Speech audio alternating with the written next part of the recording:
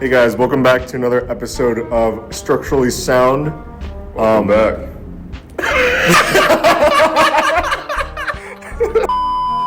This episode we'll be focusing on Danny's building that he is planning to showcase. Why don't you take it away, Danny? Yeah, so the building I brought today was the Duan Family Center for Computing and Data Sciences.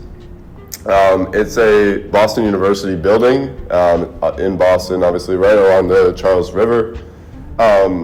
It was structurally engineered by LeMessurier, which is a Boston company that I personally interviewed for, and I talked to them in part about this building during the interview.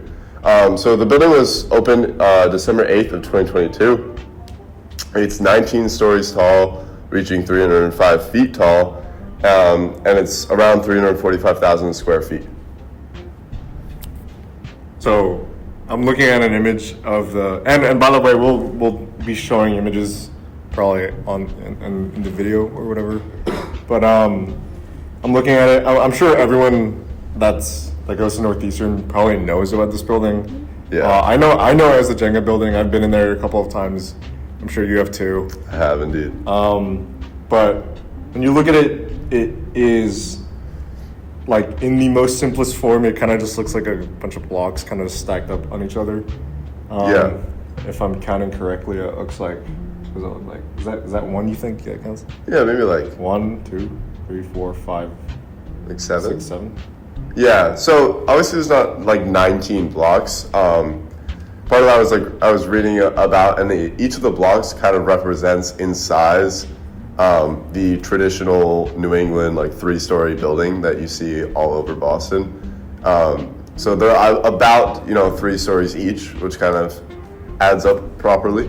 Oh, so the idea is stacking houses on kind of. Each other? I think so, honestly. Okay. And yeah, part of the reason I was interested is because do you remember in architecture classes, our first aspect of design would be like they call it massing model? Oh yeah. Where you basically have no detail, but you're just showing just the form. So you have these large, rectangular prisms, basically. And this building kind of reminded me of it. Obviously, it's much more, intricate than a basic massing model, but it kind of made me think back to that. So one of the great things about this building is the sustainability. It is the most sustainable and energy efficient building on the Boston University campus, and it's also the largest green building in all of Boston. Part of the reason for this, all of the heating and cooling provided is from a closed loop geothermal well that is 1,500 feet below into the ground, and there's no fossil fuels used at all in the building. At all? None at all. Okay. And David and I took an energy systems class, did a lot of geothermal. We did a little project on geothermal energy, right? But we did that project in environmental. Oh, true. Well, we used a lot of our knowledge from energy systems. You said. Shout out Michael K. The well that went down to 15,000 feet underground. 1,500. 1,500. Okay. Yeah. So, you can keep talking out. Okay. Yeah. He's doing some research right now.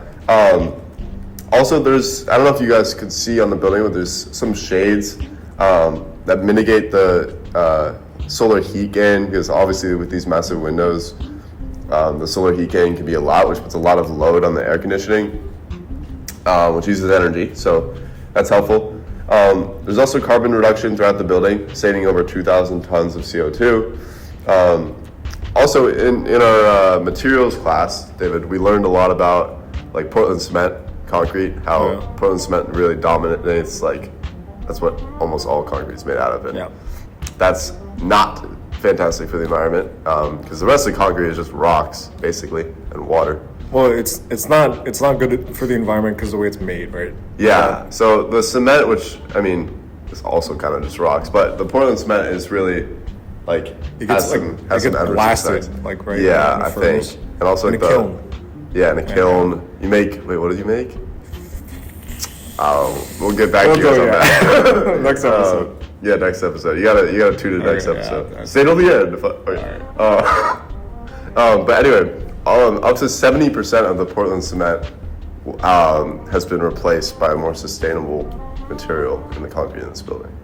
Okay, well, going back to the geothermal well thing that you mentioned earlier, well, this is AI overview for you, so I don't want to say, but what it does say that per 1,000 feet underground, the temperature would increase from like air level by 12 to 15 Fahrenheit.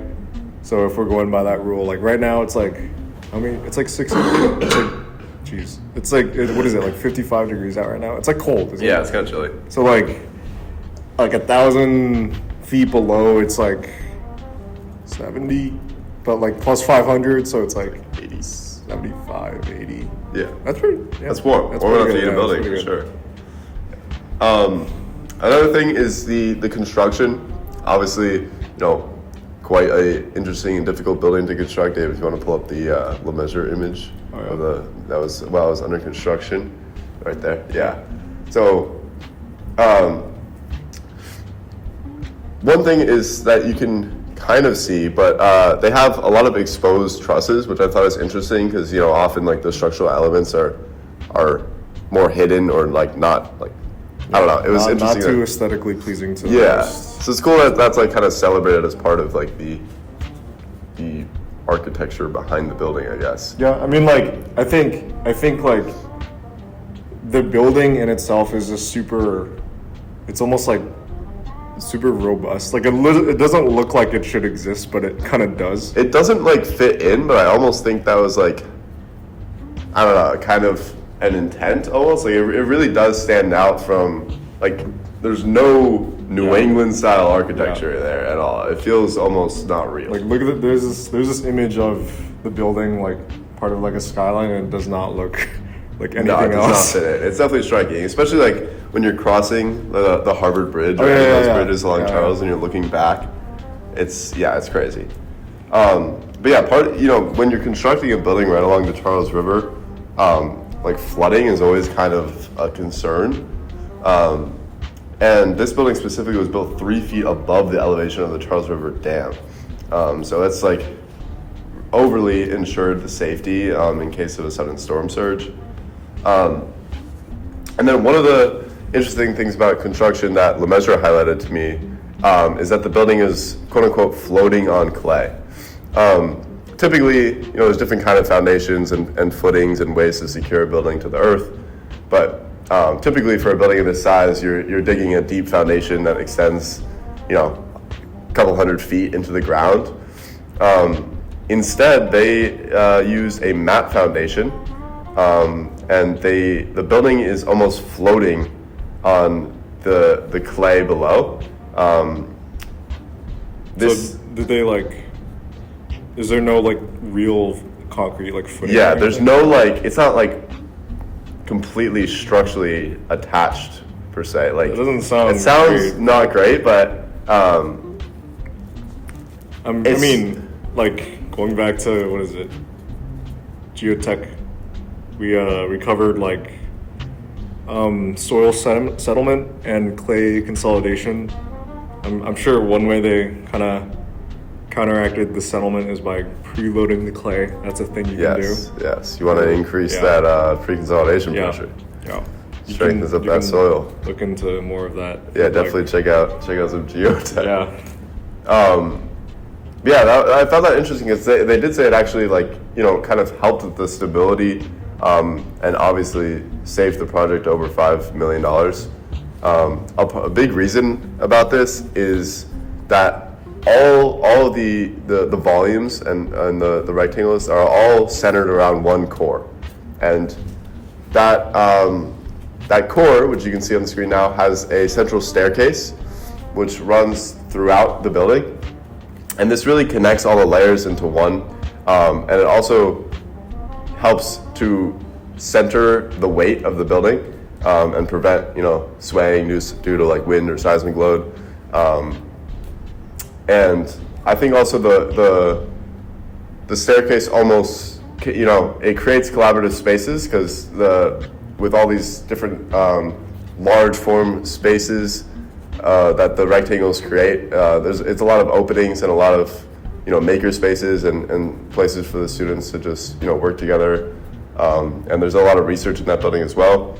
Like I remember, it's been a while since I've gone in, but I remember like upon entering, there's a little cafe, and then to the right, there's the staircase you mentioned, like in the core, but like along the wall, like / windows, like there's a very slow ascent where I see like a lot of students kind of like study. Like you can see it in this image here.